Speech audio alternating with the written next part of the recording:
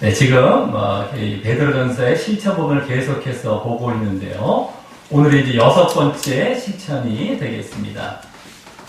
이론 부분에서 보았던 믿음과 구원을 배경으로 해서 이제 계속 보여지는 실천으로 말입니다.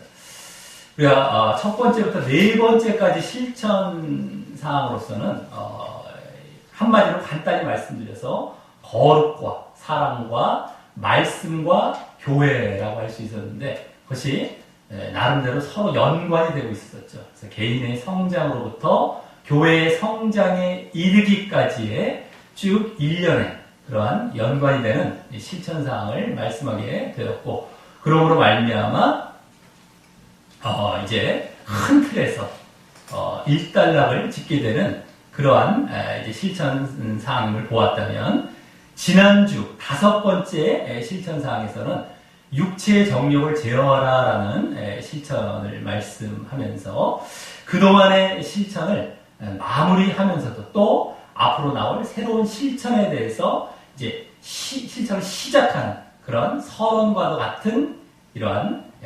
실천을 이제 말씀하게 된 것이었다라고 하는 것입니다. 지난주 육체를 제어하는 것이 그동안 보여졌던 하나님 사랑과 이웃 사랑, 그동안 실천에 이제 이면에 담겨 있는 하나님 사랑과 이웃 사랑을 잘 할 수 있게 되는 것뿐만 아니라 이제 교회 성장에도 결국에는 교회 성장의 실천, 교회를 성장시키는 이러한 네 번째 그런 실천들도 잘 할 수 있게 됨을 보았기 때문이고요. 또 앞으로 이 선한 행실, 앞으로 이제 새로운 차원의 실천사항이라고 할 수 있는 선한 행실도 그 육체의 정욕을 제어해야 잘 할 수 있게 될 것임도 이제 보았기 때문이었다라고 하는 것입니다. 자, 그래서 이제 오늘부터 나올 이러한 새로운 차원의 실천사항인 이걸 이제 요약할 수 있는 지난주에 나왔던 이 선한 행실의 이 실천은 결국 교회 성장과 관련이 되는, 이 교회를, 영적인 교회를 세워가고 이제 성장시켜 가는데 아주 시작이 되는, 첫 발걸음이 되는 그러한 이 모습으로서의 선한 행실을 이제 말씀할 것임을 우리가 잘 알고 보아야 할 것이고요. 그 선한 행실이 이제 다른 사람을 위한 선한 행실이다라고 하는 것입니다. 오늘부터 나올 행실이 다른 사람을 위한, 교회 성장과 관련이 되기 때문에 다른 사람에 대해서 선한 행실을 해서 그들을 믿음과 구원 가운데 인도해서 이렇게 교회를 세워가고 성장시켜 가는데 이제 너희들이 이런 실천을 하라라는 차원에서 나오게 되는데요. 이 다른 사람의 범주에는 이 불신자뿐만 아니라 이제 신자에 대해서도 나오게 되고요. 또 이제 선한 행실의 범주에는 주로 순종에 대해서 나오게 되는 것입니다. 그러면서 또 사랑에 대해서도 말씀을 하게 됩니다.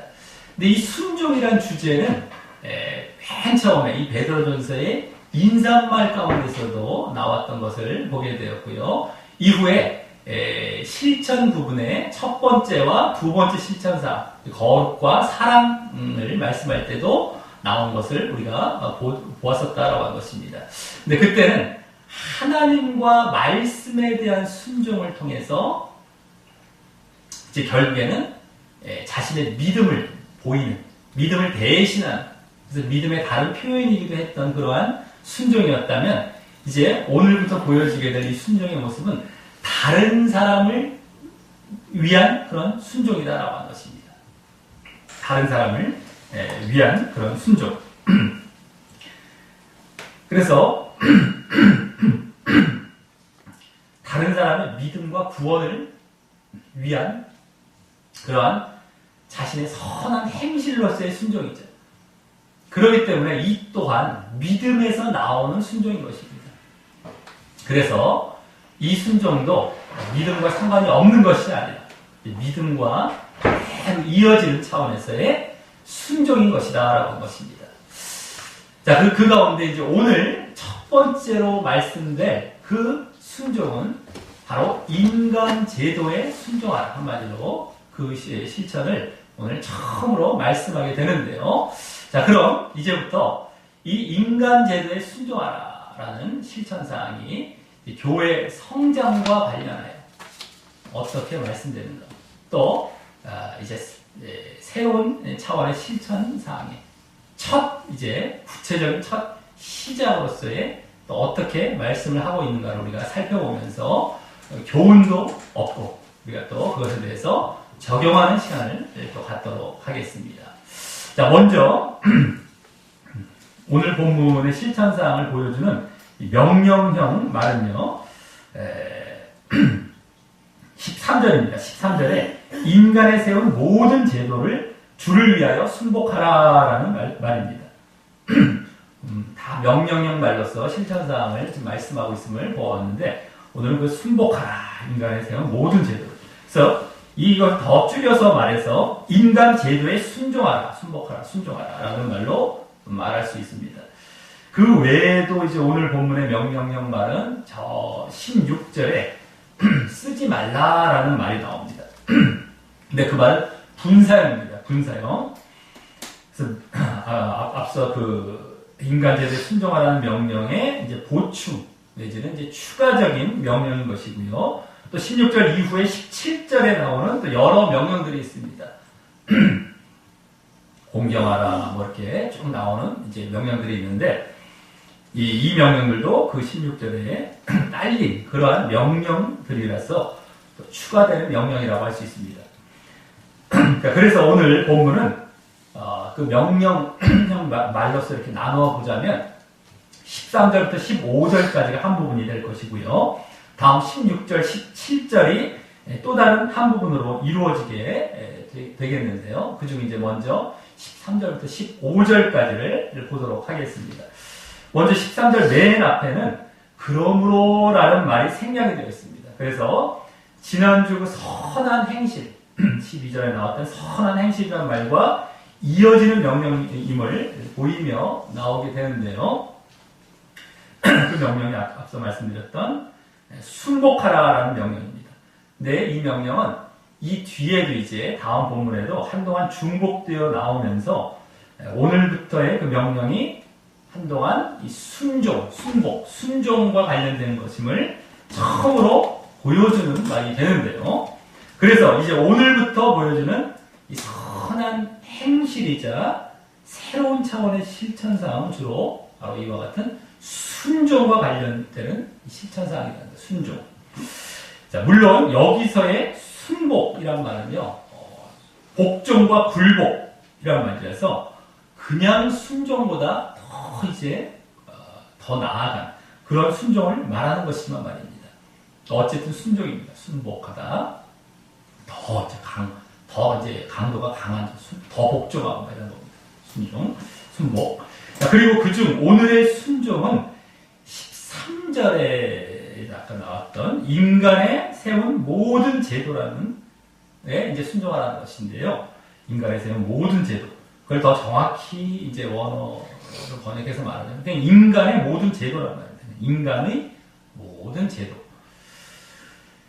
그리고 이제 더 이제 줄여 말해서 인간 제도죠. 인간 제도, 모든 제도, 인간 제도.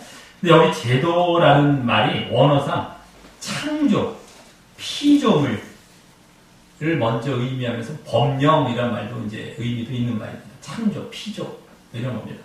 인간이 이제 만드는 어떤 이런 거죠.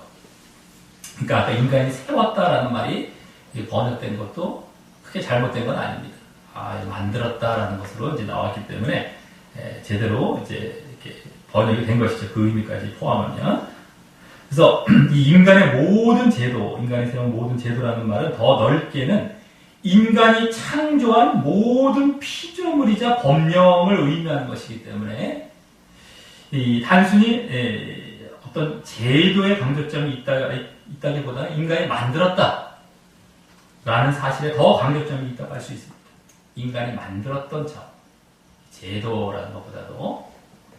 그리고 그 사실은 인간의 그 창조와 법이 나타내는 이 세상의 국가와 나라와 대치가 되는 대치가 되는 자리에 있는 하나님 나라와 또 하나님의 법을 등한시하고 위반하게 하는 듯한 어감을 주게 됩니다. 이 세상의 법에, 이 세상 나라와 법에 마치 순복하라는 것 때문에 하나님 나라와 그 법을 등한시하는 듯한 어감을 주게 됩니다. 하지만 그럴 수는 절대 없는 것이고요. 다만 이 명령을 통해 일단 우리가 아직 우리의 본향인 하나님 나라가 아닌 이 땅에, 이 세상에 속해서 지난주에 나왔던 그 나그네와 행인 같은 삶을 살고는 있지만, 그렇다 할지라도 이 땅의 제도와 질서를 완전히 무시하고 살아서는 안 된다는 것을 보여주는 것입니다. 이 땅의 제도와 질서를 무시하고 살아서는 안 된다. 완전히. 물론 우리의 더 우선하고 우리를 지배하는 삶의 원리와 법은요, 하나님의 말씀과 하나님 나라의 영적인 법이지만, 그러면서도 이 땅과 이 세상의 질서와 제도에 저항한다든가 그것을 전복시키는 식의 어떤 태도를 보이는 것은 옳은 모습이 아니다라고 하는 것입니다. 완전히 이거 이 세상은 막 필요 없고 무효하고 이런 것은 아니다라는 것이다라고 하는 겁니다. 특히 여기 이제 주를 위하여 그렇게 인간의 모든 제도에 순복하라라고 했는데, 그 말은 더 정확히 주를 위하여라는 것이 아니라 원래 주를 통하여라는 겁니다. through, 영어로 말하자면 through 그죠. 그래서 주에 의하여, 또 이런 주에 의하여, 주를 통하여라는 말이 더 맞습니다. 그러기에 이 인간에 세운 모든 제도를 주를 위하여라는 말은 전체적으로 이제 다시 말씀드려서 주를 통한 인간의 제도, 인간의 모든 제도이죠. 주를 통한 또는 주에 의한 인간의 모든 제도라는 말로 보는 것이 더 맞습니다. 주에 의한, 주를 통한, 주에 의해 만들어진 그런 인간의 모든 제도, 이런 의미죠. 그래서 여기 주를 위하여라는 의미로 그냥 볼 때에도 주님이 관여했기에 주님을 위하여라는 의미로 볼 수 있는 것입니다. 그냥 그것이 아닌 단순히 주님의 영광을 가리지 않기 위하여라는 의미라기보다 그 의미로 더 말입니다. 그 의미가 더 강한 거죠. 그냥 단순히 주의 여기 영광을 위하여 이런 의미로 보기 쉬운데, 주님을 통하여, 주님에 의하여 이런 겁니다. 만드는 어떤 모든 제도, 어떤 수식하는 것이죠. 부사라기보다는 어떤 형용사적으로 이제 수식하는 차원의 이렇게 말이라고 볼 수 있는 겁니다.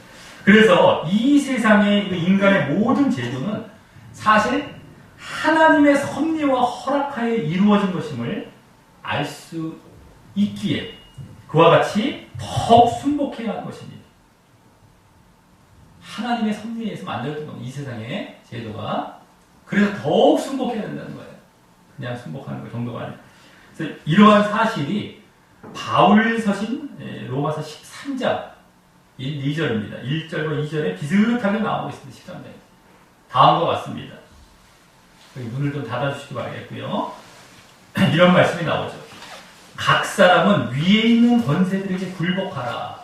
권세는 하나님께로 나지 않음이 없나니 모든 권세는 다 하나님의 정하신 바라. 그러므로 권세를 거스리는 자는 하나님의 명을 거스림이니 거스리는 자들은 심판을 자취하리라 라는 말씀도 나옵니다. 권세들에 굴복하라라고 하면서 하나님께로 나지 않음이 없다는 거예요. 하나님의 정하신 바라는 그 권세들이. 그래서 권세를 거스리는 자는, 여기는 이제 그런 말까지 나오죠. 권세를 거스리는 자는 하나님의 명을 거스린다. 이 말까지 더 나와요. 그래서 그러한 자들은 심판을 또 자취한다. 이 말까지 더 추가되어서 나오고 있을 정도로 더 이제 여기보다도 더 강하게, 더 구체적으로 나오고 있죠. 이렇게 왕이나 그래서 지도자는 그 권세들에게 굴복해야 할 당위성을 보여주고 있습니다. 그런데 여기서도 우리 지난주 육체의 정욕이라는 말에서도 보았듯이 베드로 서신이나 바울 서신이 상당히 비슷하고 일치한 걸 또 목격하게 되는 것인 말입니다. 베드로 서신이 상당히 지금 지난주뿐만 아닙니다. 많은 부분에 있어서 일치하는 것을 보게 됩니다. 이제 하나님의 영광을 받았고 또 서로도 다 그것을 인정하고 있다는 겁니다. 서로 간에 그런 걸 보여줄 수 있는데, 자, 어쨌든 여기 그래서 이제 하나님께서 세우셨을 뿐만 아니라 그러기 때문에 그걸 거스리면 하나님을 거스리는 것이다. 이 권세, 너희들이 순복해야 된다라는 이러한 말씀이 거기도 나왔는데요. 그래서 이 로마서 말씀과 연관해 보았을 때 여기에 제도라는 말은 주로 국가 권력을 나타내는 그런 국가제도라고 의미한다고 할 수 있습니다. 국가제도죠. 국가 권력, 나라 차원입니다. 권세라는 것이 그런 의미였기 때문에, 권력자, 권위자 이런 의미였기 때문에, 그래서 다음 13절 하반절에서부터 14절까지에서는 혹은 위에 있는 왕이나 라고 해서 왕을 말씀합니다. 또 혹은 악행하는 자를 징벌하고 선행하는 자를 포장이라는 말은 포상한다는, 포상, 칭찬 이런 거죠. 상을 포상하기 위하여 그라는 거 왕입니다. 왕에 보낸 방백은 지도자라는 의미지만 여기서는 특별히 총독입니다. 총독. 원래 원어에 그 의미가 있습니다. 왕이 보낸 총독이죠. 총독. 이 유대 나라나 이제 다른 나라에서도 로마의 식민 지배를 받고 총독을 이렇게 보냈죠. 그러다 보니까 방백, 지도자, 총독이라고 보면 더 이제 그 시대 배경이 더 맞습니다만, 어쨌든 총독에게 하나는 순복하라라는 것이죠. 순복하라. 왕과 방백과 같은 국가 권력자나 이 지도자들에 대해서 말씀하고 있는 것과 그대로 그래서 또 로마서와도 이어지는 겁니다. 이게 국가 권력에 관련된 것이구나라는 제도라는 것이. 그리고 이때 여기 악행하는 자를 징벌하고 선행하는 자를 포장한다라는 말도 로마서 앞서 13장 1절, 2절 다음 구절에 3절, 4절에 그대로 말씀하고 있는데요. 거기서는 이 내용에다가 그 권세, 관원들은 하나님의 사자가 되어서 그렇게 한다는 말이 더 나오고 있는 것입니다. 하나님의 사자, 하나님의 보내신 자, 하나님 대리 이런 말이죠. 그런 말이 또 더 나오고 있어요. 앞서도 그랬죠. 하나님을 이제 너희들이 거스리는 모습이다. 그 권세를 거스리면 이런 것처럼 하나님의 사자가 되어라는 말이 더 이제 구체적으로 더 나오고 있습니다. 자, 그래서 이 13절, 14절은 단순히 인간의 제도와 그 왕과 방백에게 순복하라라는 말을 그냥 단순히 이렇게 하고 있는 것이 아니라 그 이면에 그와 같이 그 제도나 권력이 바로 하나님의 섭리에 의해 세워진 것이고 또 하나님을 대신하는 일을 하는 것이기에 그와 같이 순복하라라는 의미를 담고 있음을 알아야 하는 것입니다. 이 주를 위하여 아까 그 말에서 잘 보여지고 있었던 겁니다. 우리가 번역이 조금 약간 더 정확하지 못해서 그런 건데요. 자, 그리고 이때 하나님을 대신하는 일이, 여기 이제 하나님을 대신하는 일이 다른 것이 아니라 무엇입니까? 하나님을 대신하기에 하나님이 세운 것이기에 더 순복하라는 것인데, 이 하나님을 대신하는 일이 다른 것이 아니라 주로 여기 나왔듯이 바로 악과 선과 관련해서 그에 대한 징벌이나 포상과 같은 보상에 관한 일이라는 것을 잘 보아야 됩니다. 그것을 위해서 이렇게 세웠다. 그것을 위해. 하나님께서 관심을 갖고 계시고 그래서 인간 권력에게도 당신께서 섭리하시는 그런 주된 일은 바로 이와 같이 선과 악과 그에 대한 보응과 관련된 일이라는 것입니다. 그 일은 뭡니까? 죄와 의에 따른 지옥과 천국의 심판과 그대로 닮아있는 모습인데 말입니다. 죄와 의에 따른 이제 선과 악과 선에 따른 그의 보응 그대로 닮아있죠. 나중에 지옥과 천국의 심판과. 그러므로 하나님께서는 이러한 제도에 대한 그런 섭리, 그거를 이제 세우시고 이렇게 친히 간섭하시는 그런 섭리를 통해서 아직 공중권세 잡은 마귀가 지배하고 있는 이 세상에서도 큰 원리로서는 모든 사람들이 죄를 멀리하고 살기를 원하심을 보이신 것이고요.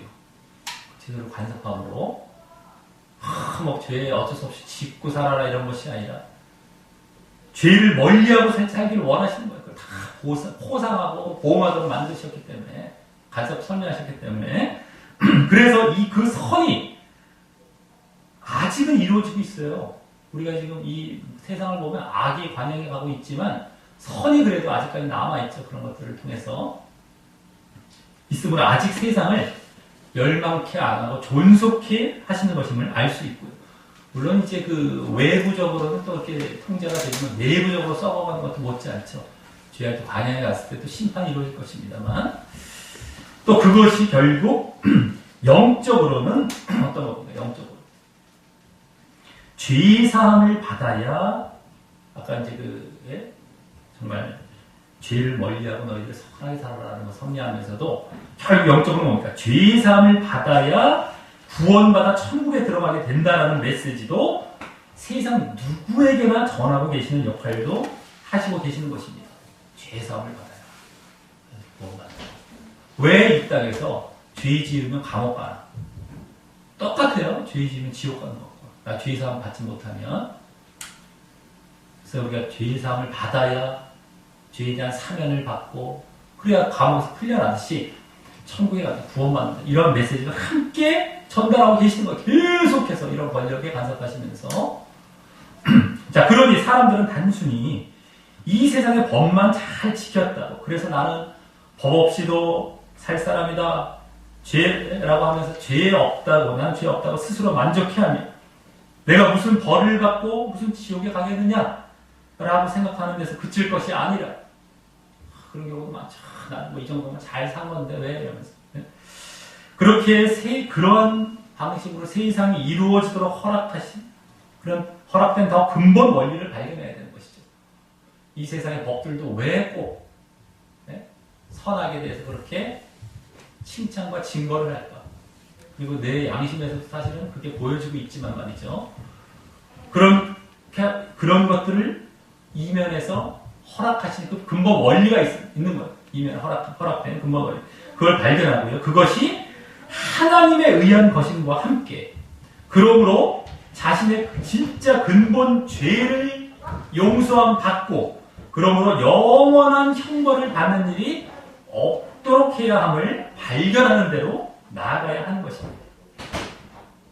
그냥 이 세상에서만 죄 안 짓고 나는 벌 받지 않을 거야 하는 것이 아니라 진짜 자신의 죄를 정말 용서함 받아 영원한 형벌, 지옥의 형벌을 받지 않는 대로 나아가는 그것을 발견할 때까지 나아가야 되는 것입니다. 하나님께서는 그걸 원하시는 것이죠. 이 세상의 권력에 간섭하시면서.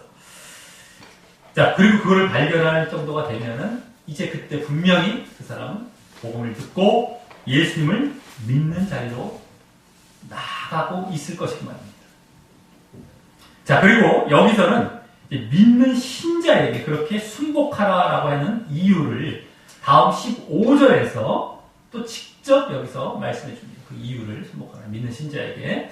자, 이 말씀이 오늘 이제 중요한 것인데요. 여기 곧이란 말과 맨 처음에 나왔던 저 뒤에 나왔던 뭐뭐 하시는 것이라라는 말로 나온 번역된 말이 원래 원어상으로는 왜냐하면 뭐 곧이란 말은 왜냐하면 정도가 돼요. 왜냐하면 이것이라는 말이에요. 곧이 왜냐하면 이것이 뭐뭐 하시는 것이다. 그러니까 하나님의 뜻이기 때문이다라는 말이에요.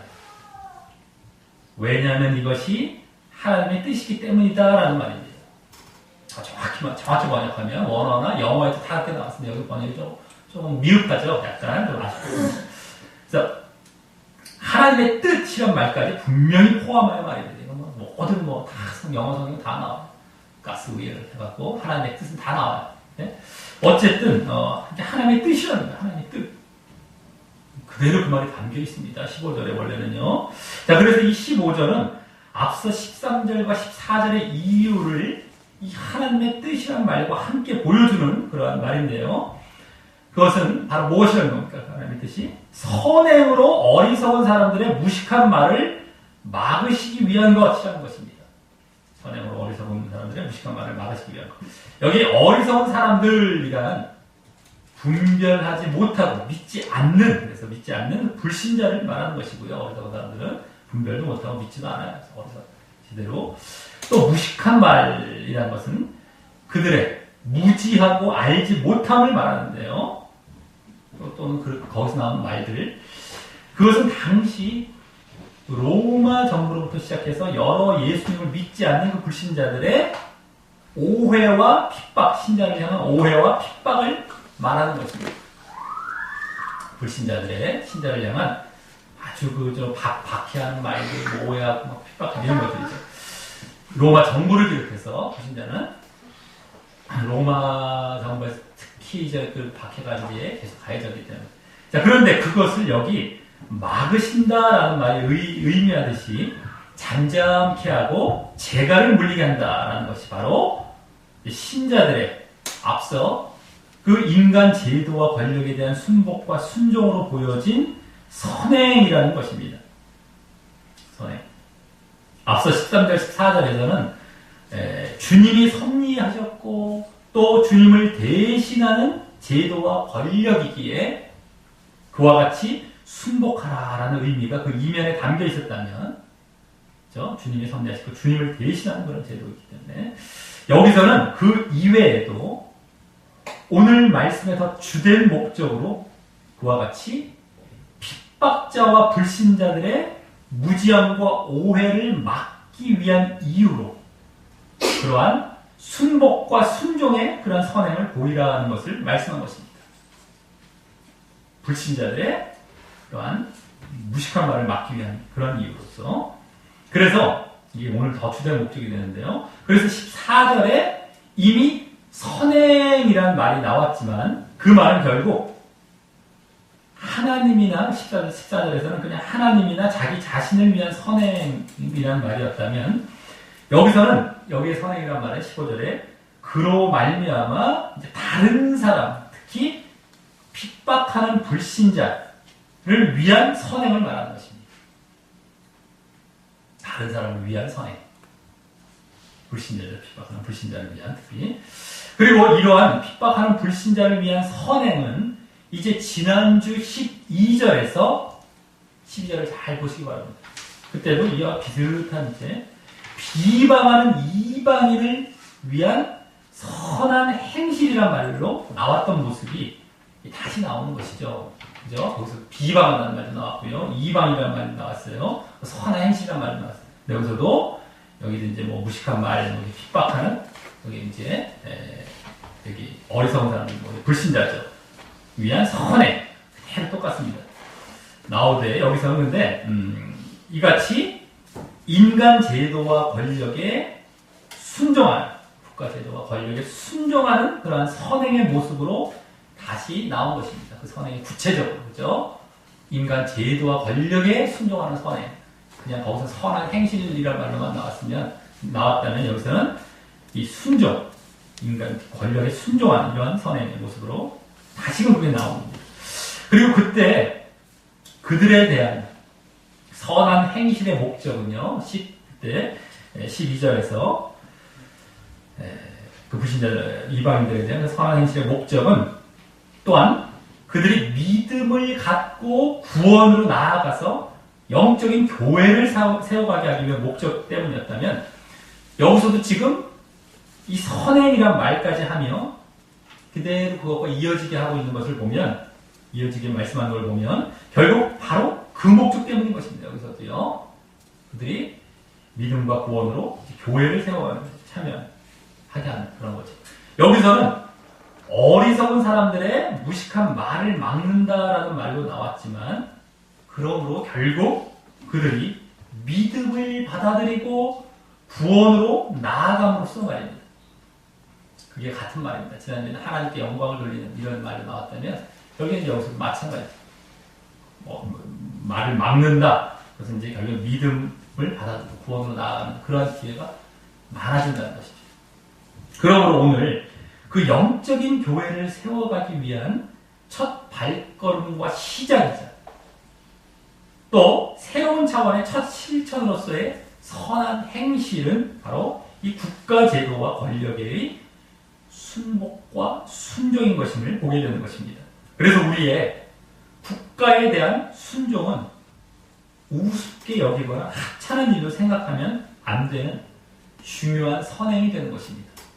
국가에 대한 순종, 그것이 하나님께 대한 순종과도 이어지면서 또 결국 이와 같이 불신자에 대한 전도와도 이어졌어요. 우리의 궁극적인 사명인 교회를 이루어가는 일을 하게 되는 그 시작이 되기 때문입니다. 하나님께 대한 순종이라는 건 앞에 또 그대로 보여주고 있었고요. 하나님께 순종하는 모습이 걸려있습니다. 그것과 그대로 이어집니다.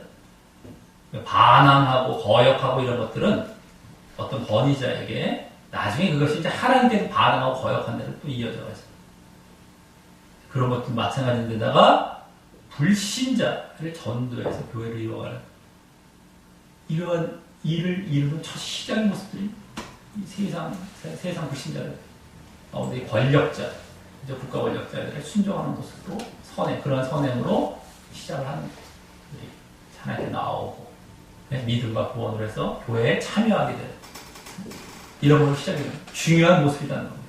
국가 권력에 우리 순종하는 모습이 우습게 볼 것이 아니라. 자, 그럼 우리가 어떤 범위까지 국가 제도와 권력에 순복해야 하는지 궁금해지게 되는데요. 지금 이 베드로전서의 배경도 그렇고 또 지금 방금 15절을 통해서도 바로 핍박과 오해를 받는 환경임을 보게 되었기에 그것은 어떤 범위까지겠습니까? 그러한 어려움과 고난의 상황에서도 변함없이 그렇게 국가에 순종해야 한다는 것임을 우리는 알 수 있는 것입니다. 다만 국가의 제도와 권력이 앞서 나왔듯이 그 하나님을 대신하여 선악에 대해 보상하는 것을 제대로 행하지 않거나 또 그 밖에 또 여러 다른 하나님의 뜻에 부합하지 않고 그래서 신앙에 대한 방해와 박해를 일삼는다면 그들의 그러한 명령까지 순종할 수는 없는 것이지만 지금 여기서도 그런 상황 가운데서도 순종하라고 했듯이 지금 그러한 상황을 받고 있죠. 자기들이 로마로부터 그거 가운데서도 순종하라고 했듯이 그렇다 하더라도 국가 제도와 권력을 부인하거나 저항하지는 말아야 한다는 차원의 이러한 순종을 말하는 것입니다. 그 명령 자체는 우리가 거부할 수 있지만 국가 제도 자체, 권력 자체는 거부하면 안 된다는 겁니다. 그러기에 그러할 때 어떻게 했습니까? 그 명령은 거부할지라도 그 제도에는 순종을 했어요. 자신이 투옥되거나 감옥에 갇히거나 순교를 당하는 등의 피해를 입을지언정 그 체제를, 그 국가의 체제를 전복하거나 파괴하려고 하지는 말라는 것입니다. 그냥 거기에 순종하라는 거예요. 그거는 거부했기 때문에 자신이 국가로부터 벌을 받고 어떤 여러 가지 징계를 받겠죠. 억울하게라도. 근데 그거는 당할지언정 그거는 반항하지 말라는 것이죠. 순종하라는 거예요. 계속해서. 그래서 그러한 모습의 대표적인 예로서요. 성경에 보면 예수님께서도 유대 종교 지도자들이나 이 로마 종교에 이제 끌려가서 마지막에 십자가에 달려 돌아가시기 전에 유대 종교 지도자들 또 로마 정부 계속 끌려가 신문을 받으실 때 결국 진리에 대한 타협은 절대 보이지 않으셨지만요. 다 그것에 대해서 진리에 대한 타협을 보이지 않으셨어요. 내가 하나님의 아들이냐? 내가 말하였도 다 뭐부터 했어요. 하지만 당신의 십자가 처형은 묵묵히 되게 억울하잖아요. 죄도 없으신데. 근데도 그 십자가 처형은 묵묵히 받아들이시고 십자가를 이렇게 지시고 돌아가신 것이요. 그걸 내가 억울하다 막 해서 박치고 나온 것이 아닙니다. 근데 그러다가 또 결국에는 뭘 이루셨습니까? 구원 사역을 이루신 거예요. 그 중대한 그 순종하시다가 그냥 국가 권력에 대해서 순종. 그 진리는 타협하지 않으셨고. 또 이 베드로전서를 쓴 베드로 사도의 예도 있죠. 베드로 사도. 예수님께서 이제 부활 승천하신 이후 성령을 받아서 이제 복음을 전하러 다니다가 사도행전에 나오죠. 유대 종교 지도자들이 예수의 이름으로 말하지도 말고 가르치지도 말라라고 했어도 베드로는 어떻게 얘기했습니까? 하나님 앞에서 우리는 보고 들은 것을 말하지 아니할 수 없다. 하나님 앞에서 하나님의 뜻을 따른다는 것이죠. 그러면서 그래서 하나님의 뜻과 진리에는 타협을 하지 않았으면서도, 그죠? 이 국가 권력과 이 하나님의 뜻과 대치됐을 때는 하나님의 뜻을 따라야죠. 그래서 그 부분에 있어서는 이제 국가 권력을 순종하지 않아요.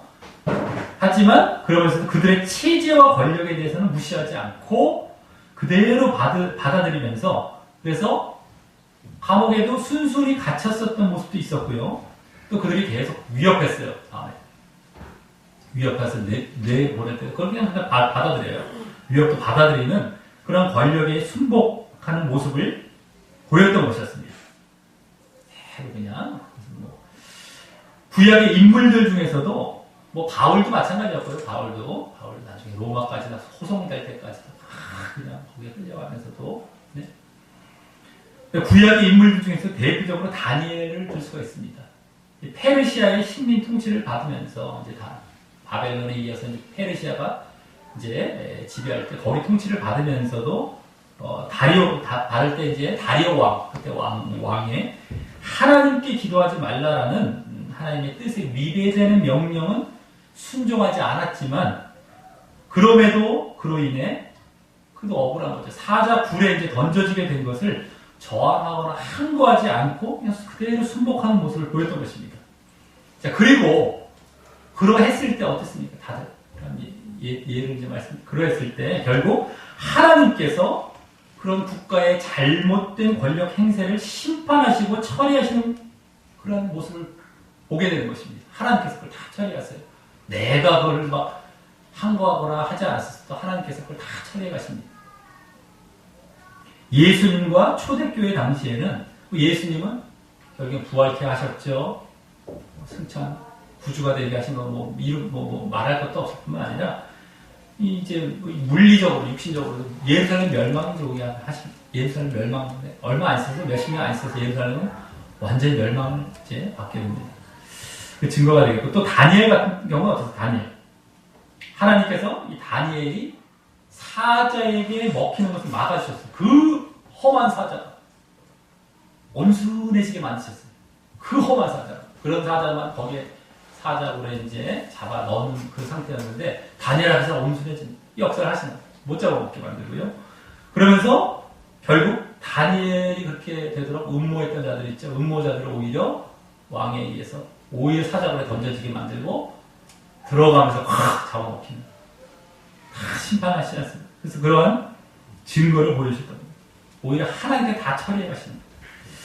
그래서 사실 이런 원리로 본다면요, 우리 일제시대 때, 일제 식민 통치를 받을 때도 사실 막 이 독립운동, 물론 있을 수가 있겠죠. 불신자들이 이제 할지 모르지만 신자들은 굳이 거기에 동참할 필요는 없는 것이었습니다. 원래는요, 그냥 순복해 가는 거예요. 물론 일장기나 어디다가 신사참배하라, 그건 거역하다가 죽을 수는 순결당할 수는 있겠죠. 그건 거역해야 되겠죠. 국가 체제를 전복시키려 했다던가, 그래서 암살 사건이라던가 이런 것들은 굳이 할 필요는 없었던 것이었다는 것이죠. 우리나라에서는 사실 어떤 역사적으로나 윤리적으로는 그것을 높이 평가하고 지금 위인으로 보고 있긴 하지만, 일단 우리는 성경에 입각해서 봤을 때 말입니다. 신앙 차원에서 봤을 때. 그래서 결국에 어떻게 됐습니까? 우리나라의 독립도 사실은 결정적으로 우리가 독립된 건 어떤 거예요? 그런 독립운동으로 독립된 것이 아니죠. 미국의 원자폭탄 투하가 끝난 겁니다. 하나님께서 그렇게 해서 선리에 가서 우리가 순복해 가다 하면 이제 그건 이제 그렇게 했다고 봐도 되고 안 볼 수도 있지만, 어쨌든 언제나 하나님께서 또 독립시키시려면 또 독립시켜 나가는 겁니다. 우리는 기도하고 계속해서 순복해 나아갈 때, 그 우리의 의무를 보여 나아갈 때 하나님께서 그걸 선리해 가시는 거예요. 우리는 항거할 건 아니라는 겁니다. 거기에 그냥 풀어. 자, 그러면 우리가 신경 쓰고 해야 할 일은 바로 이 순복과 순종의 일이라는 것입니다. 하나님의 뜻과 진리에 위배되면 순종하지는 않지만, 그럼에도 그 권위와 제도에는 계속 순복하는 모습으로 말입니다.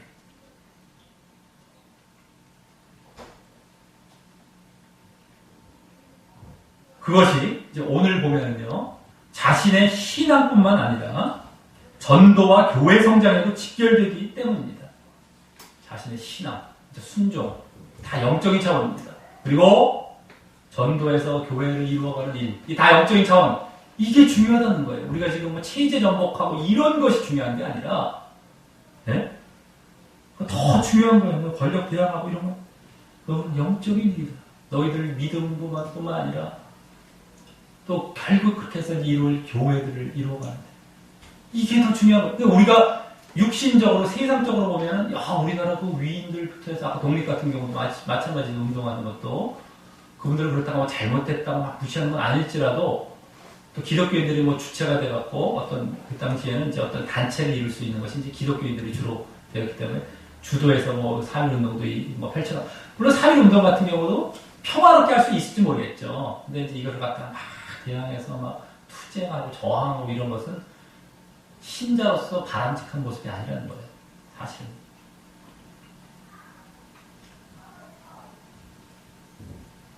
다 하나님께서 뒤에서 배후에서 섭리하십니다. 국가와 여기 잘못되었을 때. 근데 우리가 일반 세상적인 생각, 일반 사람들이 갖고 있는 생각으로 우리가 이렇게 매치를 시켜보면 의아해할 수가 있는데 그게 아니라는 거예요, 우리는요. 하나님의 원리에 맞춰 나가야 되는 거예요. 이게 뭐 어떤 정치색 때문에 이런 말을 하는 것도 아니고 어떤 뭐, 예? 하나님의 원리에 의해서. 정치색 때문에 어떤 사람들은, 그거 하지 말라! 뭐 이런 사람들도 그것 때문이 아니고요, 그것 때문에. 이 성경과 하나님의 뜻에 지금 말씀에 입각해서 말입니다. 너희들은 해야 하는 순종만 잘해. 일단 이거예요. 남은 내가 알아서 처리할게.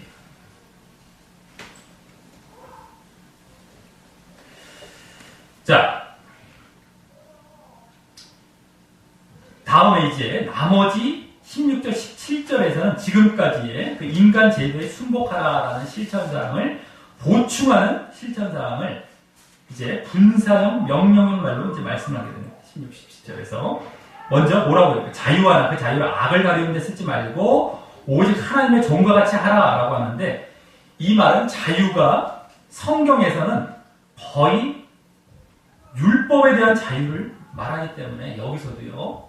율법에 대한 자유인데 율법에 대한 자유 원래 그 원천은요. 근원 시작은 벌써 율법에 대한 그러다가 이제 뭐 죄에 대한 자유 들어가고 뭐 사망에 대한 자유 뭐 마귀 이런 것도 들어가지만 원천은 율법에 대한 자유죠. 원래 이제 그 유대인들에게 주었던 율법에 대한 자유.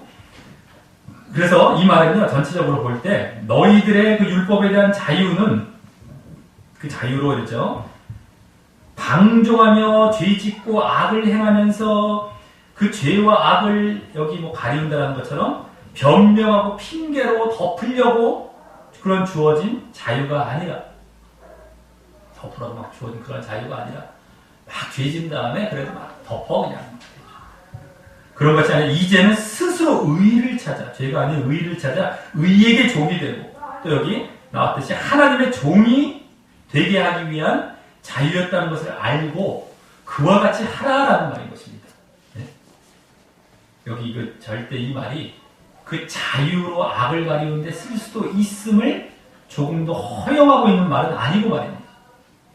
그럴 수도 있지만 하는 것이 아닙니다. 그러면 안 된다는 것이죠. 절대 그러면 안 된다는 차원에서 이 말을 하고 있는 겁니다.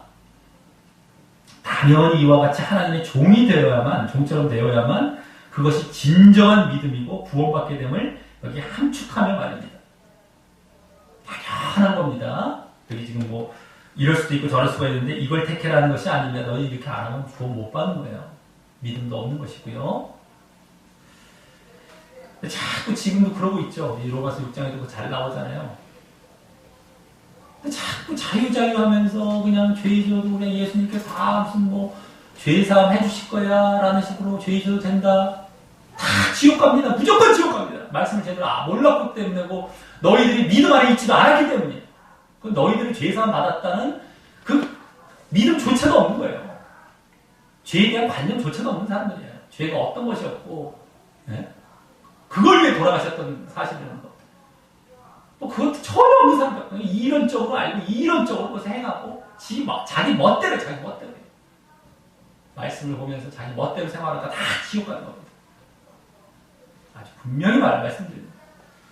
자꾸 자꾸 이런 말씀도 지금 깨닫지 못하고 딱 보면 알아요. 영적인 사람 딱 보면 알아요. 아, 이게 그거지. 자꾸 또 이 번역된 것부터 시작해서 뭐 이상한 거가 붙들고 이상한 쪽으로 넘어간단 말이지. 자, 그래서 다른 뭐 성경이나 또 이 베드로 선생의 흐름을 보아도 딱 알 수 있죠. 지금 절대 뭐 그런 걸 할 수도 있다라는 차원이 아니에요.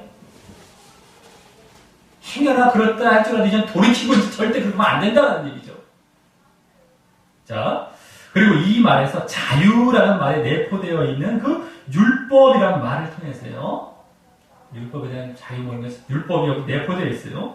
그래서 바울 서신서에서는 이제 잘 보여지고 있는 그 율법과 짝을 이루는 육체를 좇지 말고 그 반대인 영을 쫓으라라는 메시지도 여기 느껴지게 됩니다. 이게 영을 쫓아서 정말 너희들의 율법, 예? 육체를 쫓지 말고 영을 쫓으라. 그래서 너희들 정말 이 죄를 짓지 않고 살아가라 라는 메시지를 느껴지게 됩니다. 그리고 그것은 지난주 11절에 영혼을 거스려 싸우는 육체의 정욕을 제어하라는 말씀과 연관이 되는 것입니다.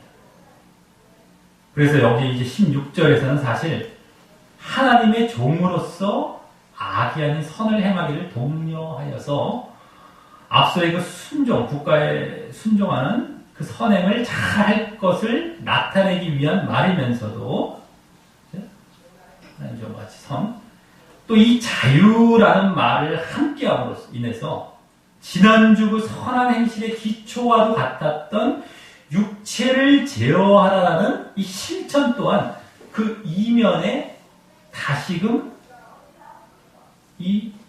오늘 이 국가 순종이라는 선행의 기초로도 암시하고 있다고 할 수 있는 것입니다. 여기 갑자기 너희들 뭐 자유하나 자유로 뭐 이러면서 자유라는 말을 막 율법에 대한 자유 괜히 막 툭툭 이렇게 막 그냥 갑자기 쓰는 것들이 아니에요. 가만히 보면 그게 다 여기 연관이 되고 암시가 되기 때문에 쓰고 있는 말들이죠.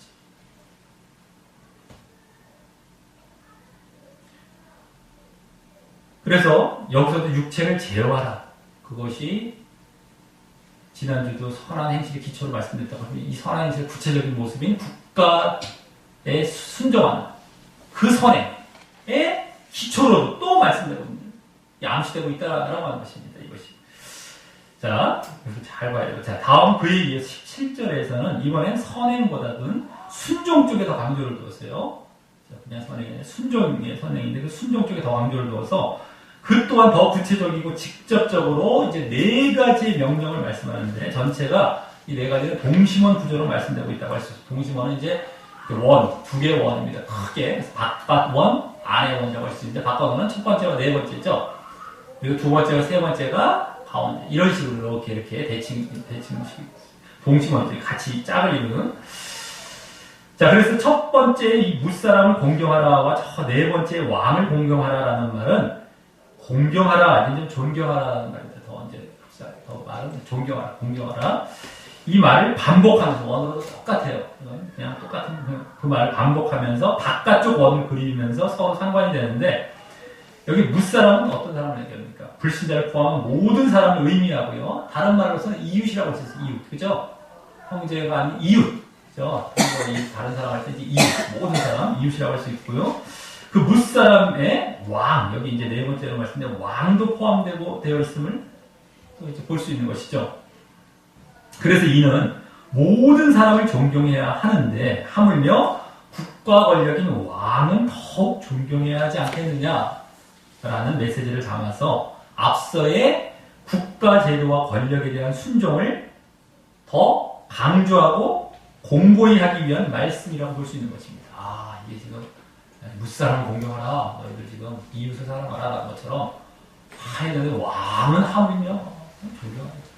이런 것이 동심구조로 참 이렇게 되어 있다는 볼 수 있고요. 자, 그리고 이제 가운데 원에다 두 번째와 세 번째입니다. 형제 사랑과 하나님에 대한 두려움은 지난주 육체의 정욕과 육체의 정욕, 또 육체의 일의 반대로서 이 육체를 제어해야 잘할 수 있는 모습으로 보았었던 그 모습이었죠. 육체일이라는 것이 결국에 하나님 사람과 이웃 사람을 못하게 하는 것이라고 하죠. 자기 마음대로 하는 모습이고, 육체는 우리를 제어해야 잘할 수 있는 모습으로 보았었는데, 앞서 그 16절에서 육체를 제어하라는 실천을, 아까 자유라는 말 속에서 육체를 제어하라는 실천을 거기서 암시했던 것과 이어져서 그 결과로 이런 이 두 가지가 직접 말씀드렸다고 할 수 있습니다.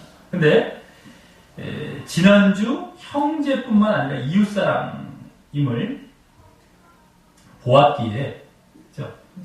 형제사람뿐만 아니라 이웃사람이죠. 거기서는 다 이웃사람, 모든 사람을 사랑. 사실 그 이웃사람을 포함하는 이 17절 전체, 아까 무사람이라는 말이 나왔었죠. 그래서 이 17절 전체가 앞서 16절에 육체를 제어할 때 오는 모습으로 말씀된 것임을 알 수 있는 것입니다. 전체가, 지금 이게 전체가 이웃사람과 하나님 사람입니다. 사실 그걸 다 세부라 시켜놨죠. 붓사람, 형제로 말하고 또 오늘 주제죠. 왕으로 그 세부라 시켜놨죠. 거기 하나님 사람을 두려움의 말을 바꾸는 것 뿐이죠.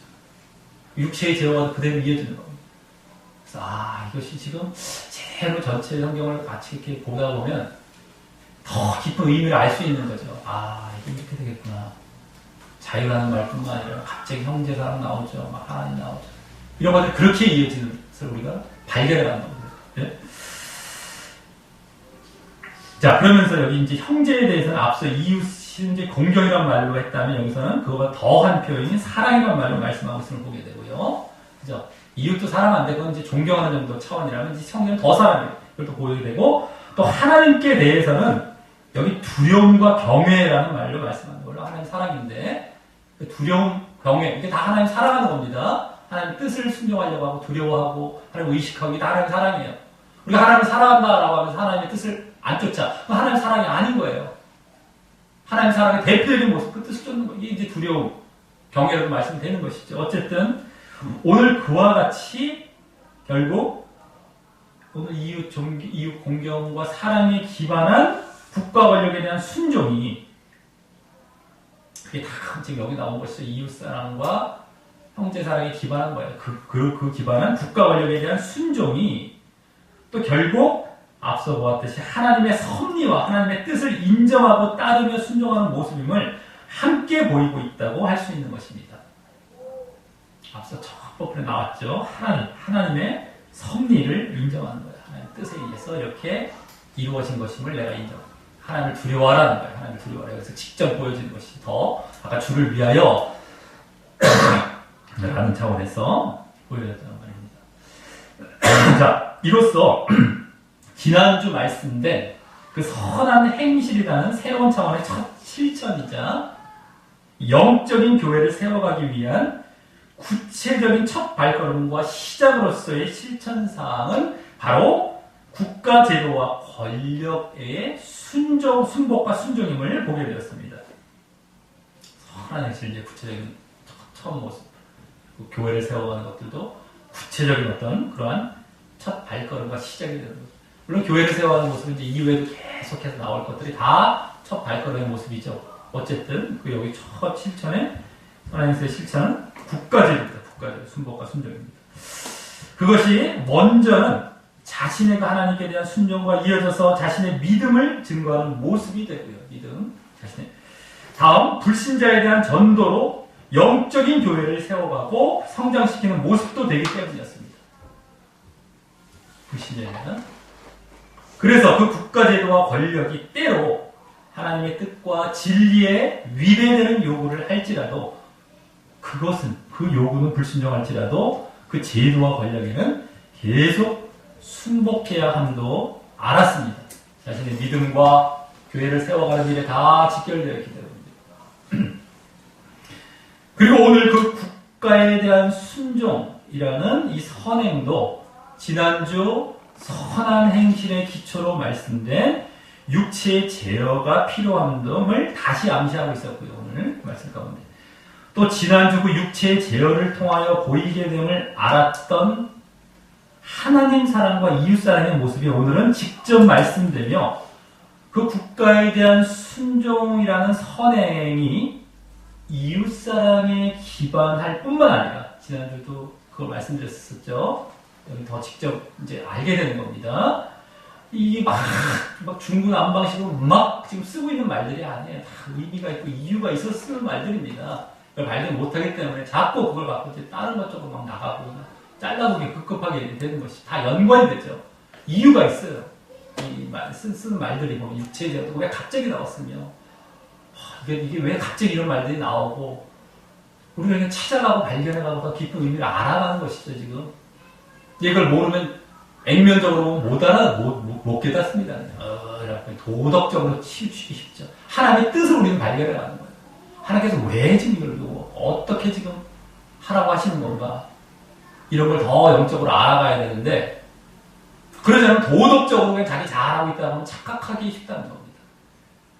거기에 다 뭐 세상 윤리나 뭐 하나님의 윤리나 그게 그것처럼 보여지고 나중에 신앙 글로 흘러가버리고 그것 쫓아가. 그리고 잘 믿는 줄 착각하게 되는 이런 식으로 가버리기 쉽다는 것이죠. 자, 그래서 이웃사랑이 기반할 뿐만 아니라 국가에 대한 이 순종의 선행이 그 이웃사랑이 기반할 뿐만 아니라 또 하나님의 뜻을 따르는 모습이기도 함을 더욱 확인했던 것입니다. 그죠? 마지막에 나오면서 하나님의 뜻을 따르는 모습이에요. 그대로 하나님께 세우신 거죠.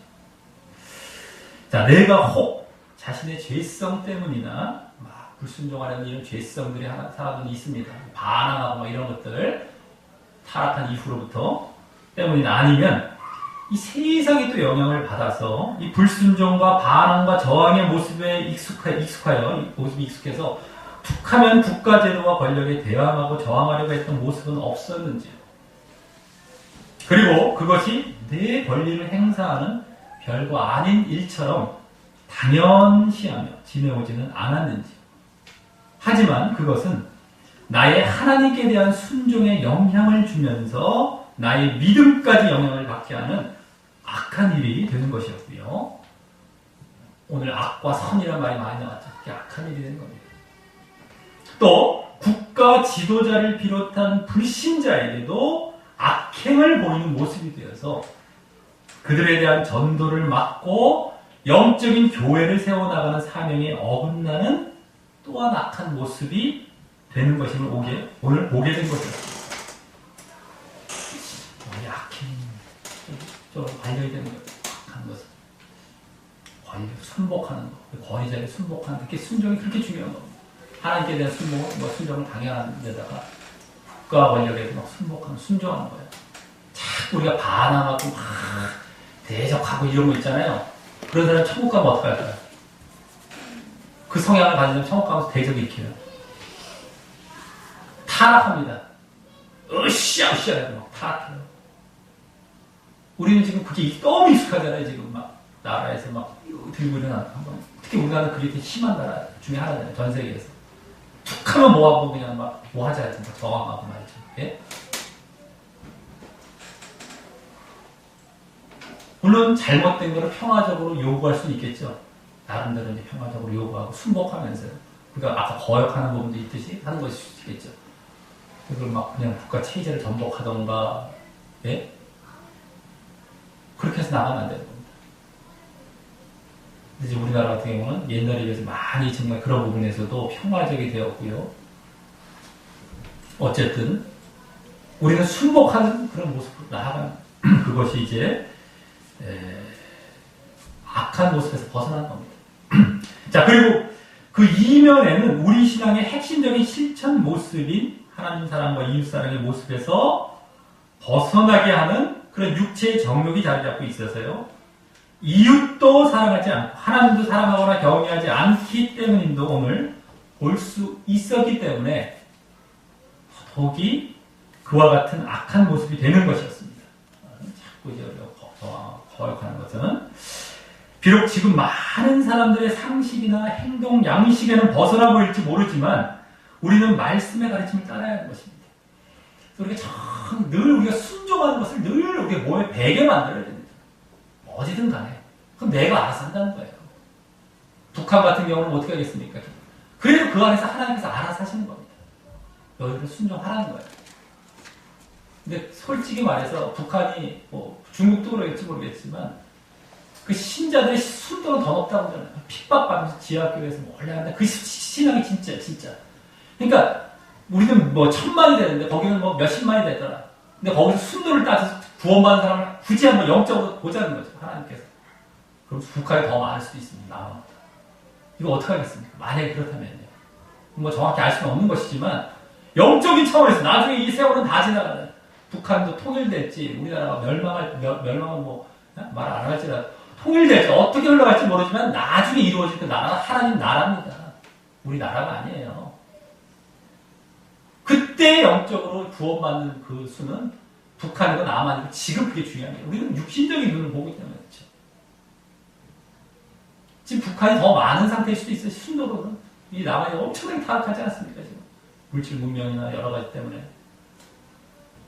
그런 영적인 차원에서 바라보는데 우리는 자꾸 육적인 차원의 기준도 우리 익숙한 것에 자꾸 따라가다 보니까 그래도 뭐 이렇게 하면서 막 그걸 갖고 또 언제 먹고 말씀을 안 쫓아가려고 할지 잘못하면요. 근데 우리는 순복하고 순종하는 게 무조건 배워야 돼. 네, 알겠습니다. 바보가 아니에요. 우리는 그런 세상에 바보처럼 이제 여기고 막 그렇게 만들어놨죠. 인식하게. 그게 아닙니다. 네. 알겠습니다. 그게 우리가 할 일이라는 겁니다. 선행의 어떤 대표의 모습이고요. 시작의 모습이고요. 자, 내 모습을 되돌아보고 이제부터라도 육체의 정령을 제어하면서 그래서 국가 권력과 제도에 잘 순복하고 순종함으로 이 나의 믿음뿐만 아니라 또 나의 교회를 위한 사명도 잘 감당하며 결국 구원에 넉넉히 이르게 되시기를 예수님의 이름으로 간절히 축원합니다.